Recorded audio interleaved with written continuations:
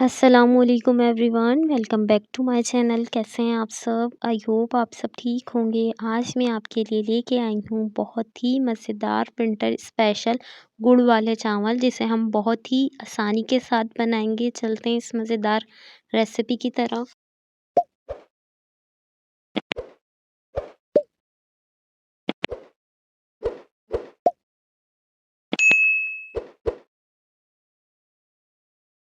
یہاں پر میں لے رہی ہوں 1 پاؤ چاول۔ اسے میں نے پانی میں بھگو دیا ہے، ہم اسے 20 منٹ بھگو دیں گے۔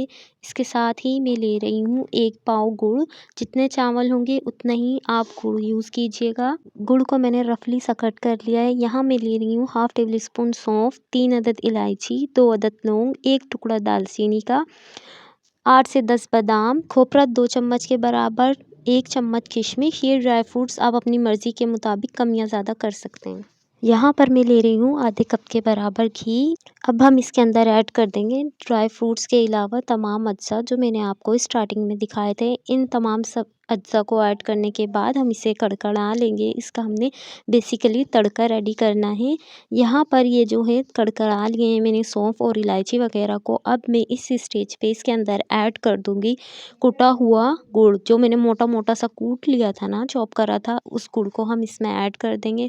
گڑ کو ایڈ کرنے کے بعد میں اسے مکس کروں گی اور اس کے اندر 1/4 کپ کے برابر پانی ایڈ کروں گی، اور اس پانی کے اندر ہم گڑ کو میلٹ کریں گے۔ اور اس کے ساتھ ساتھ آپ اگر چینل پہ نیو ہیں تو ہماری ویڈیو کو لائک، چینل کو سبسکرائب اور بیل آئیکن کو ہٹ کریں۔ ہماری ویڈیوز کو زیادہ سے زیادہ شیئر کریں۔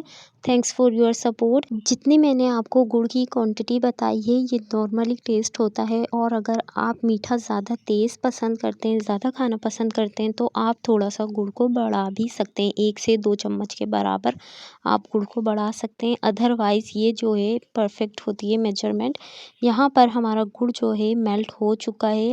جس طریقے سے میں آپ کو بتا رہی ہوں بالکل اسی طریقے سے آپ فالو کیجیے گا تو آپ کے جو چاول ہیں وہ کڑک بھی نہیں ہوں گے۔ یہاں پر میلٹ ہوئے ہوئے گڑ کے اندر میں نے ایڈ کر دیا ہے پانی۔ جتنے ہم نے چاول لیے تھے اس سے ڈبل ہم پانی لیں گے۔ پانی ایڈ کرنے کے بعد ہم اس میں بوائل آنے کا ویٹ کریں گے۔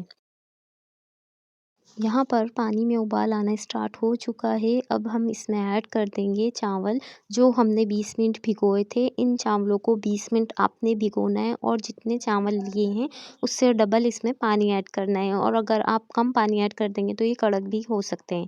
یہاں پر میں نے چاولوں کا پانی ڈرائی کر لیا ہے، تھوڑا سا رہ گیا ہے۔ جب تک یہ مکمل ڈرائی نہیں ہو جاتا تب تک ہم اسے دم پہ نہیں رکھیں گے۔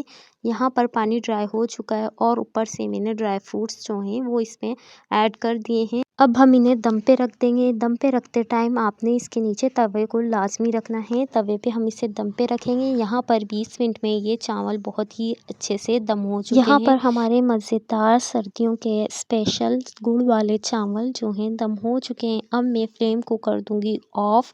اب ہم اسے سرونگ پلیٹ میں نکال لیں گے۔ اس کے ساتھ ساتھ آج کی یہ مزیدار ریسیپی آپ کو کیسی لگی مجھے کمنٹ سیشن میں لازمی بتائیے گا۔ ملتے ہیں نیو ریسیپی کے ساتھ۔